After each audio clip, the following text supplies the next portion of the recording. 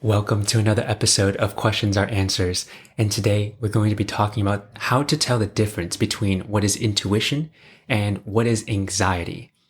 I've gotten this question quite a bit, and for me, it took quite a while to be able to distinguish the difference, and it caused me a lot of anguish, a lot of turmoil, and a lot of chaos in my life because I didn't know which one was which and what was going on in my mind. And what I've discovered is that at a very, very basic level, intuition comes in the form of thoughts, and anxiety comes in the form of thinking. If you watch a lot of my previous episodes, I go into great detail about the difference between thoughts versus thinking. And I'll highlight it now so that just in case you haven't watched it yet, you'll understand. Thinking is the manual act of thinking about our thoughts. Thoughts are the energetic mental raw materials that come from the universe. We don't really know where the thoughts come from. They just pop into our minds and we don't really control that. But a thought is harmless until we begin thinking about our thoughts. That is the difference between thoughts and thinking. And knowing that difference will help you alleviate the root cause of all your suffering, which really comes in the form of thinking. When we think, we cast all of our conditions onto the thought. We cast our criticism, judgments, biases, opinions, and we create the duality of life by saying, this is right, this is wrong, I'm right, they're wrong, this is good or this is bad. That is what essentially thinking creates, and that's what causes our own suffering. Now, back to intuition and anxiety. Your anxiety will always come in the form of thinking. That is when we start thinking about our past, we start thinking about the future, or even using our past to try to predict the future. And that's what causes us to be so anxious and fearful all of the time. Anxiety speaks in those tenses, so past and future. Intuition, on the other hand, speaks only in the present moment. Your intuition says to you things like, try this, or what would happen if this happened? Or if you did this, or maybe it just comes in the form of a thought of text this person, do this. It's always telling you to do something now or to not do something in this moment.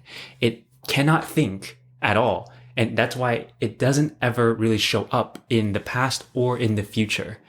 And if it is, that's how you know it's anxiety. That's how you know it's thinking. Your intuition comes from this infinite well and source of abundance and love.